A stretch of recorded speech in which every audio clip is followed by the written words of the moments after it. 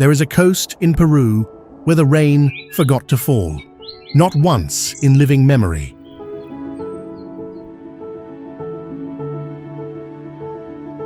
In places along this shore, no living person has ever watched water come out of that sky. And yet the air is soft with moisture, and low cloud drifts over the dunes like smoke that has nowhere to go.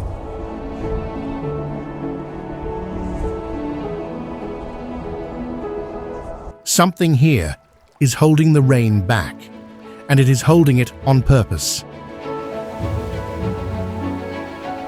Turn away from the ocean, and the answer begins to rise.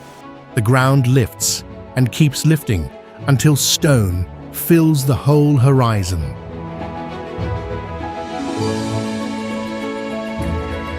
Up there, somewhere in that cold blue air, is the reason a single country can hold a desert that never drinks, a roof high enough to catch the sky, and the first thin trickle of the greatest river on Earth, all of it within a few hundred miles.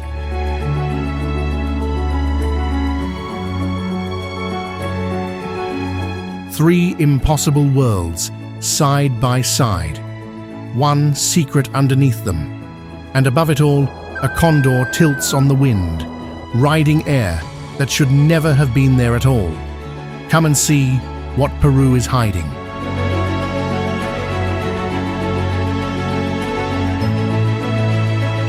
The Ballestas Islands.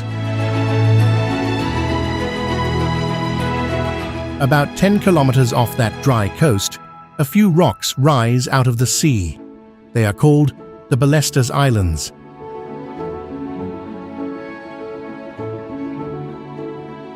There is no soil on them, no trees, no fresh water, just bare stone, worn into arches by the waves, sitting in cold grey water off the Paracas Peninsula.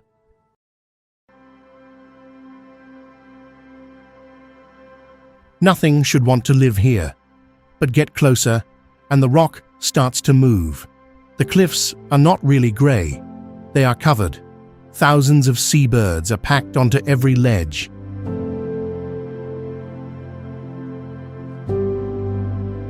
Guanay cormorants in dark rows, Peruvian boobies, pelicans hunched against the wind, and Inca terns with two curls of white feathers on their faces like little moustaches.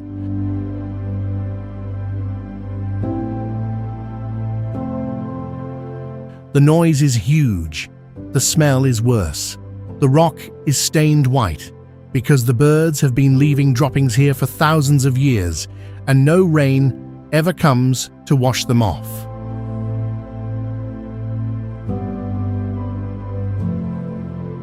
Below the birds are the sea lions. The males are enormous, nearly 3 meters long, and heavy as 4 grown men, roaring at each other over their patch of rock.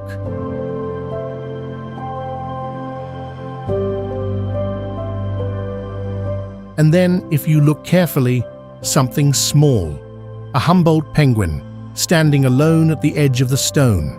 A penguin, beside a desert, not far from the equator. That should not be possible.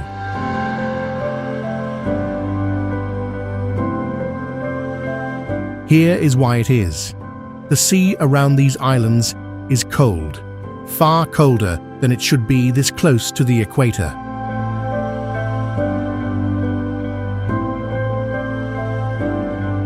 A huge cold current runs up this coast from the far south, and as the wind pushes surface water away from the shore, deep water rises to take its place.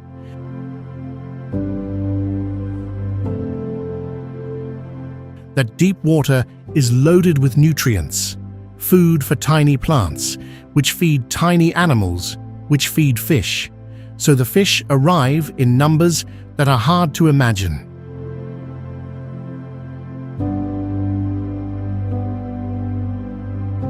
This one stretch of ocean is about 1,000th of the world's sea surface, and yet in some years it has produced roughly 1/10 of all the fish caught on the planet.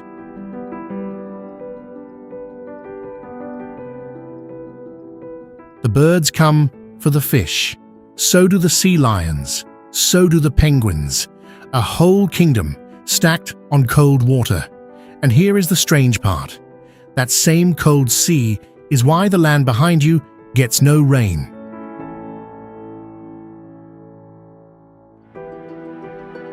Cold water cools the air above it, and cool air cannot hold much moisture.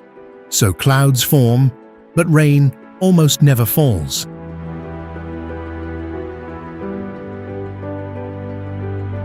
The current feeding these islands is starving the coast.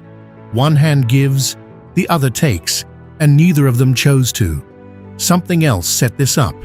Something much bigger, sitting out of sight beyond the dunes.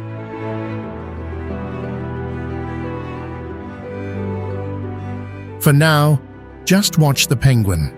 It has no idea it is standing next to one of the driest places on Earth.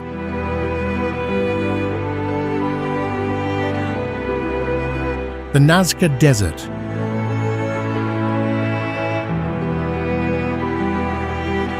Keep going south, and the sand takes over everything.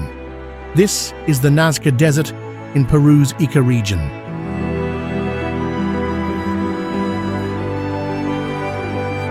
Almost nothing happens here. Barely any rain, barely any wind. Some nearby valleys get only a few millimeters of rain in a whole year.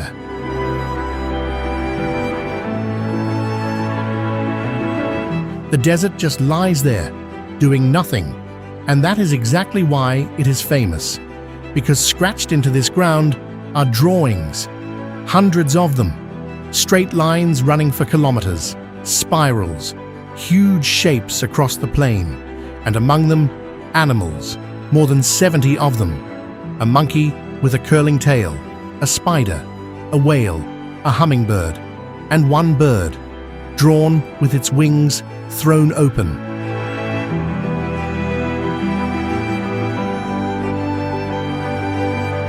The drawing is about 135 meters from end to end, longer than a football pitch. Most people call it the condor, though some researchers disagree. They were made in the simplest way imaginable.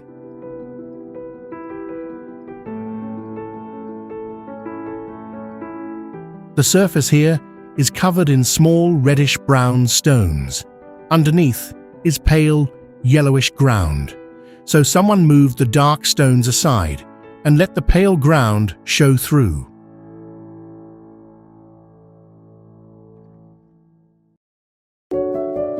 That is it. A shallow scrape, not even half a meter deep. The kind of mark you could make with your foot. Anywhere else, that mark would have lasted months. One storm, one wet winter, gone.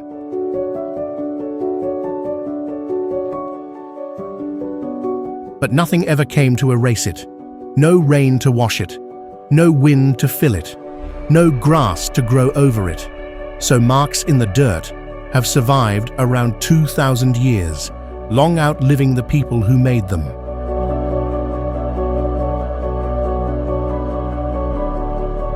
And the ground is not empty.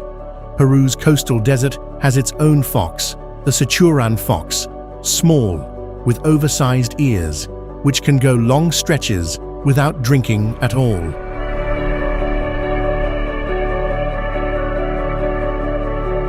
It takes nearly all its water from food. It crosses one of the Great Lines without noticing. To the fox, it is just paler ground.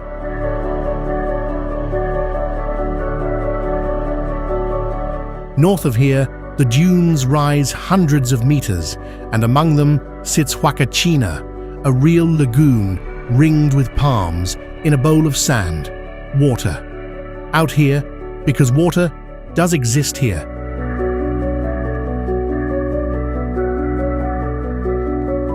It sits underground and runs down a few river valleys, cutting green stripes through the sand. But it does not come from this sky.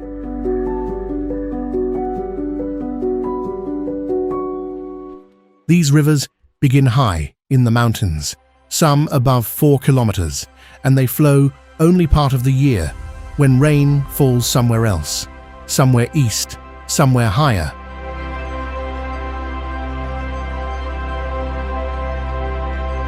And of everything the Nazca people drew out here, the biggest was a bird with enormous wings. A bird that does not live in this desert. It lives up there, in the mountains, where the water comes from. If you want to see where that water begins, stay with me, subscribe, and the rest of this journey will find you.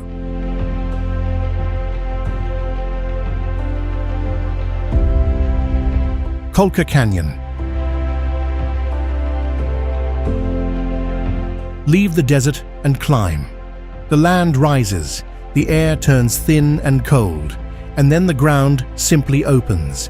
This is the Colca Canyon, in Peru's Arequipa region.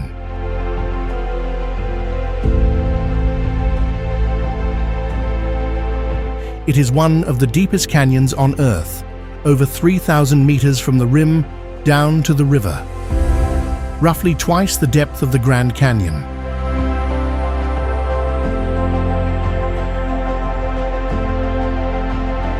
Stand at the edge, and the river below looks like a piece of thread.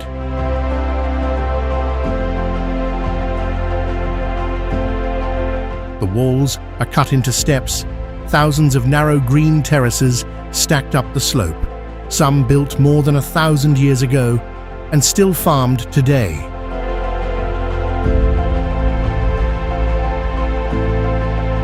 There is a place on the rim called the Cruz del Condor, the Cross of the Condor. Come here early in the morning. The sun hits the rock warms the air, and the warm air begins to climb the canyon wall. Then it appears, black, huge, rising out of the gorge without moving its wings at all. The Andean condor.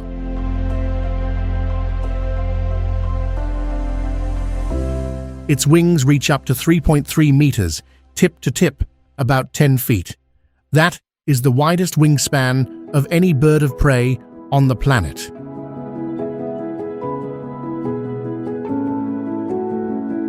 A large one weighs around 15 kilos. Remember the drawing back in the Nazca sand? That figure was roughly 40 times the size of the real animal.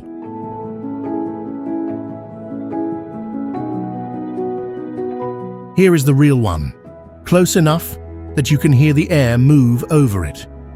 And here is the strange thing about this bird. It cannot really fly. Not the way a small bird flies. It is far too heavy to keep flapping.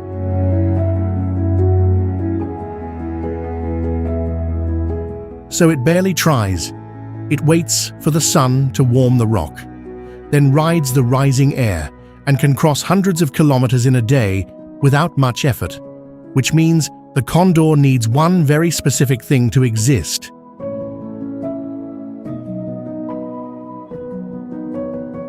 It needs mountains, no high walls, no rising warm air, no condor.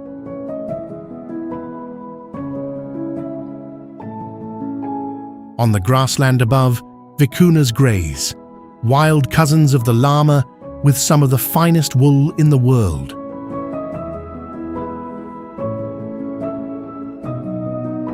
Vizcachas, which look like rabbits with long tails, lie flat on the rocks, and below all of them, the canyon. A river cut it. That part is simple, but a river can only cut downwards if something has already pushed the land upwards. Something lifted all of this into the sky, and it has not finished.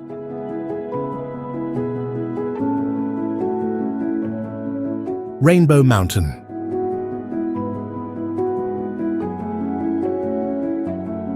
Now go north into the Cusco region and climb higher still.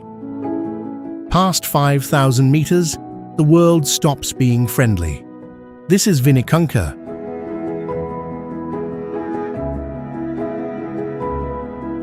Most people call it Rainbow Mountain.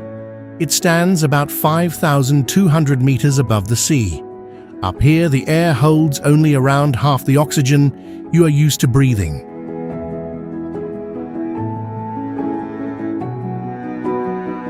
Walking 100 steps feels like someone has quietly turned your body down. And the mountain in front of you is striped, red, gold, green, white, deep purple-brown. Long, clean bands of color running across the slope, like a cake that has been cut open.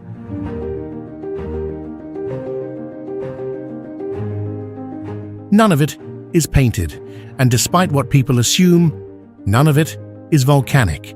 Each color is simply a different mineral, sitting in a different layer of rock.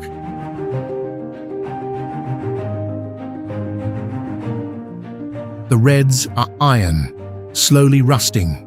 The greens come from clays, rich in iron and magnesium. The yellows come from minerals carrying sulfur. The whites are sandstone and quartz. But the colors are not the strange part.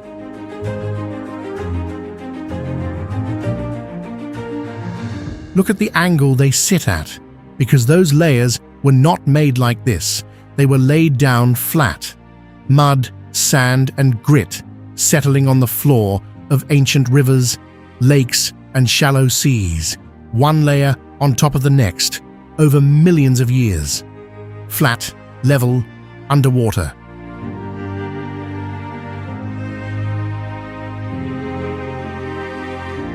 That is what the bottom of a sea looks like. And now that seabed is standing at 5,000 meters, tipped up on its side, with herds of alpacas grazing across it, and a condor turning somewhere in the cold air above. Something took the floor of an ancient sea and lifted it into the sky. And here is a detail worth keeping. For almost all of human history, nobody ever saw these colors at all. They were buried under snow and ice.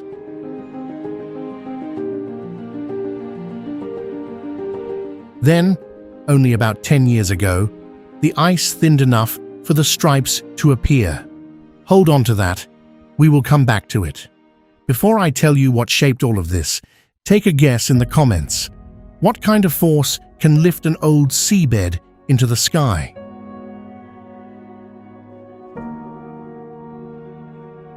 Machu Picchu.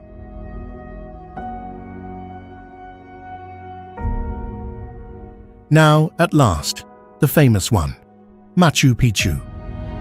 It sits at about 2,430 meters on a narrow saddle of rock between two peaks, with the Urubamba River bending around it 300 meters below.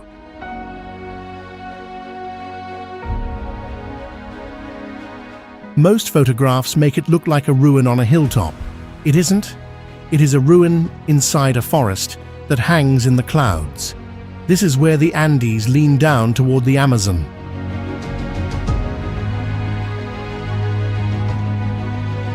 Warm, wet air pushes up from the jungle. Cold air slides down off the peaks, and the result is almost permanent mist.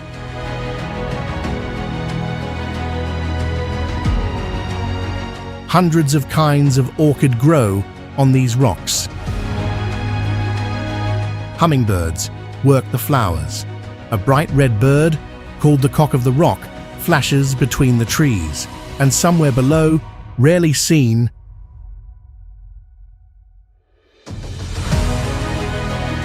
moves South America's only bear, the spectacled bear, with pale rings around its eyes.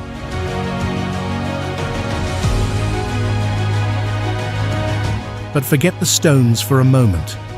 Look at the ground they are standing on, because now I can tell you what has been doing all of this.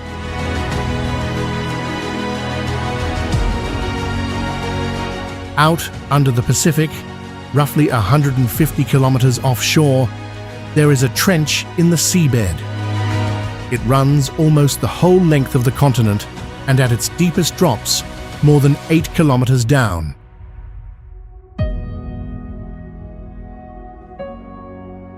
At the bottom of that trench, the floor of the ocean is sliding underneath South America. It has been doing it for something like 170 million years, and it moves about 7 centimeters a year, roughly the length of your thumb.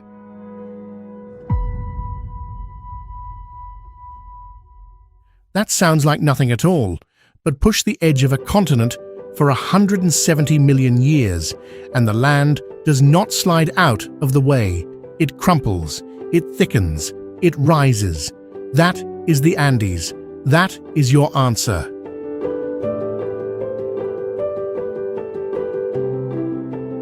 The tilted seabed at Rainbow Mountain, that was this. The rock the Colca River cut down through, this lifted it first. The pale granite here at Machu Picchu was once molten, pushed up from below by the same collision, cooled hard underground, and then carried into daylight.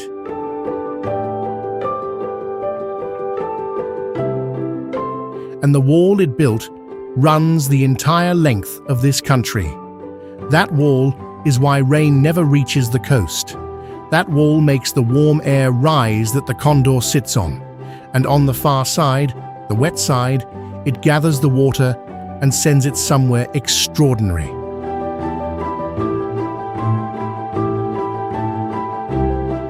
Every wonder you have seen so far is the same event, viewed from a different angle.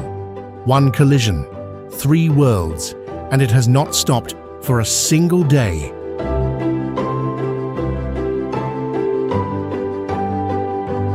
Lake Titicaca. Head southeast and the land flattens out. Not down, out. You are on the Altiplano now, a high plain lying between the two great ridges of the Andes.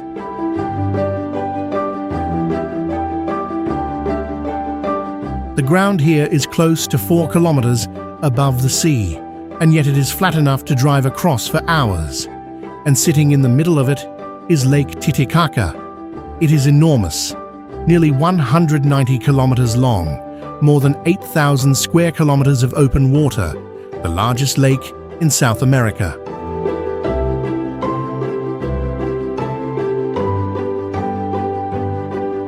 In places, it drops close to 300 meters, deeper than almost any skyscraper is tall. It is also the highest lake in the world that large ships can actually sail on, at 3,812 meters, which, after what we have learned, is not a coincidence.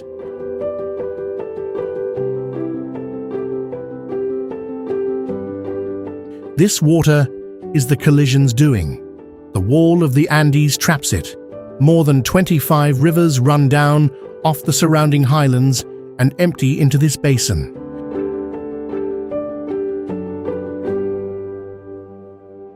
And here it stays, a small sea, parked on the roof of a continent. Stand at the edge early, and it is completely still. Blue, cold, huge, with bare brown hills sliding down into it.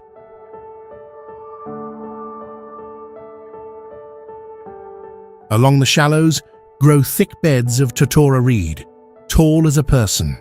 Flamingos wade through them, pink against dark water.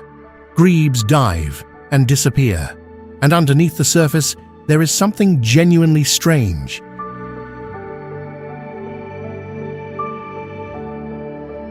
The Titicaca water frog spends its whole life underwater.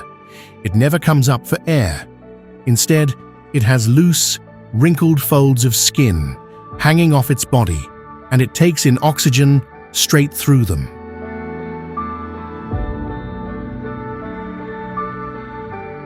It lives here and nowhere else on Earth, and it is now critically endangered.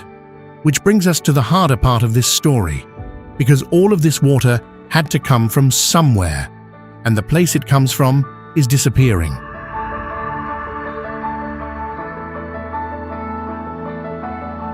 There is one more thing this country is hiding, and it is not gentle. Hit subscribe so you don't miss it.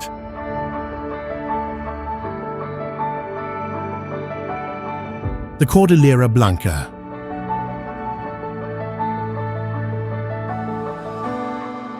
Go north now, into the Ancash region.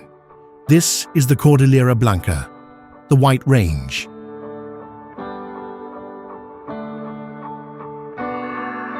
It runs for about 180 kilometers, and it is exactly what the name says, a wall of white peaks standing over green valleys.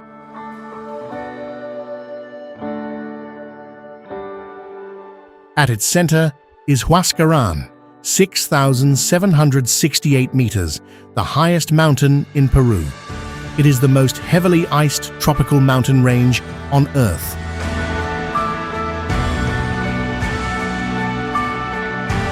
Stop and think about that. Peru sits close to the equator.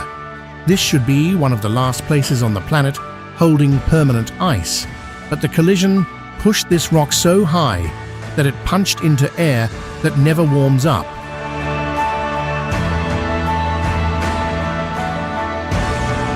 The engine did not only build mountains, it built a freezer, and then it filled it.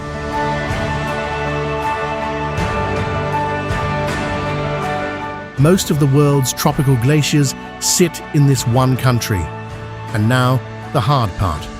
Remember Rainbow Mountain? The ice that thinned and let the colors show through? That was not a one-off.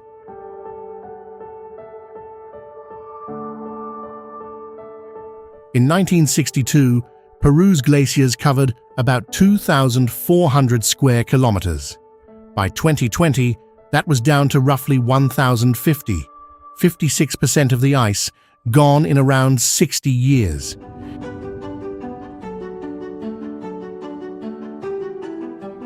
Between 2000 and 2016 alone, 170 glaciers disappeared completely. Not shrank, disappeared, and it is speeding up.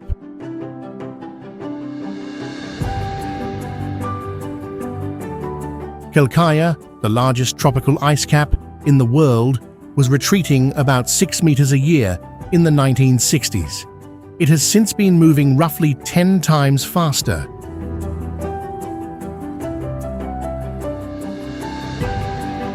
Here is why it matters, and it takes us all the way back to where we started.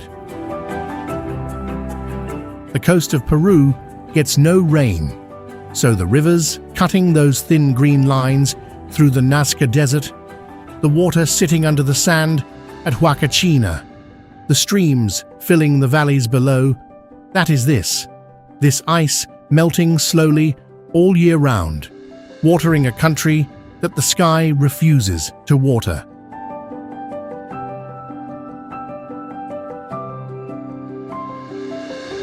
Below the glaciers, vicuñas graze on grass that only exists because of meltwater, and above them, still turning on the rising warm air, the condor.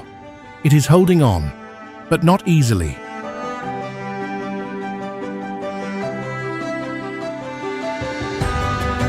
A female lays a single egg every other year, and the chick depends on her for a full year after that. A bird like that cannot rebuild quickly.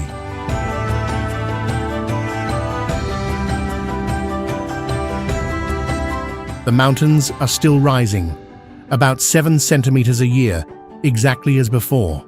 The white on top of them is not.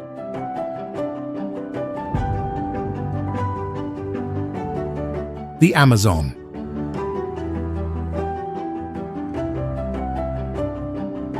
Now cross to the other side of the wall. Everything we have seen so far has been on the dry face of the Andes. This is the wet one.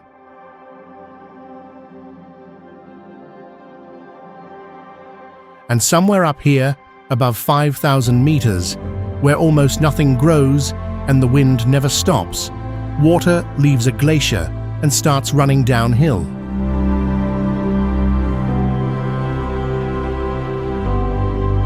The most famous candidate is Nevado Mismi, a peak of nearly 5,600 meters in the Arequipa region.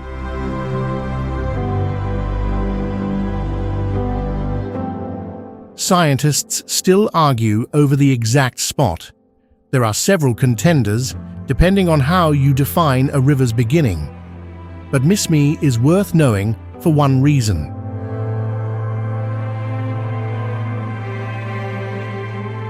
It stands among the same high peaks that ring the Colca Canyon, the place where we stood watching condors. So it starts as a trickle off the ice, small enough to step over.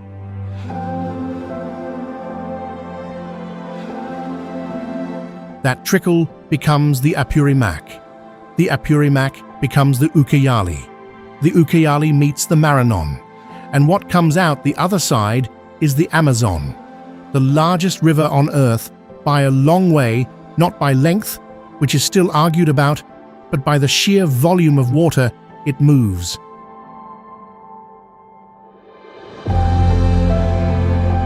Nothing else comes close. Follow it down, and the mountains fall away into green. This is Manu.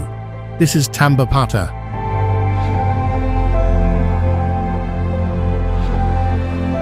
Rainforest so thick that from the air it looks like one single surface.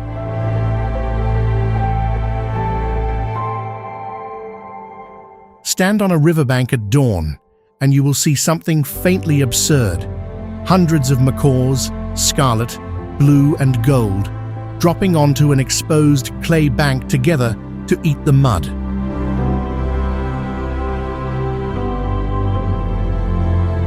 Below them, giant otters hunt the shallows. Tapirs push through the undergrowth. And somewhere in all that green, almost never seen, the jaguar. All of it exists because the wall holds the rain on this side instead of letting it through.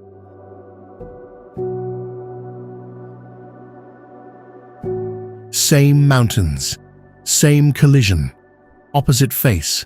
One side got a desert. This side got the greatest forest on the planet. And the very first drop of it is a piece of melting ice.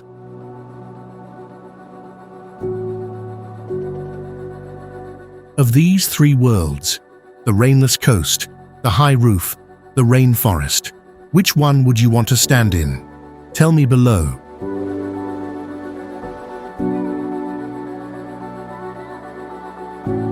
There is your answer. Peru is not three countries stitched together. It is one collision, seen from three sides.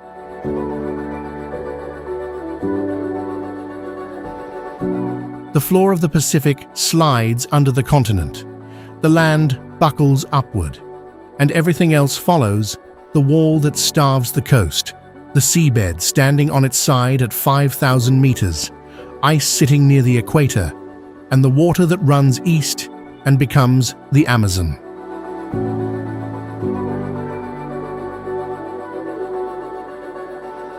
The desert held a drawing of a bird for 2,000 years because nothing came to wash it away. And up in the mountains that made that desert, the bird itself is still flying.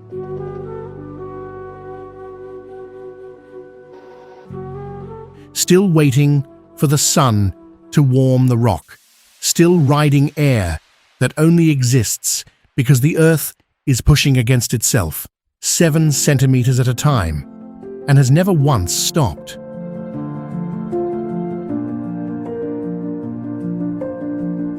But the white on those peaks is thinning.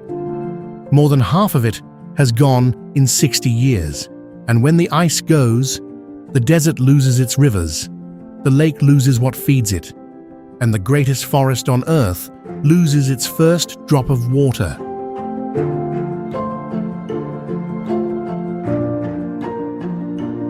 The mountains will keep rising.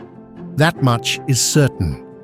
What sits on top of them is the part that is not.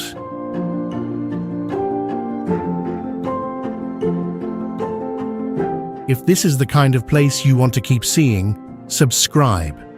There is more of the world waiting.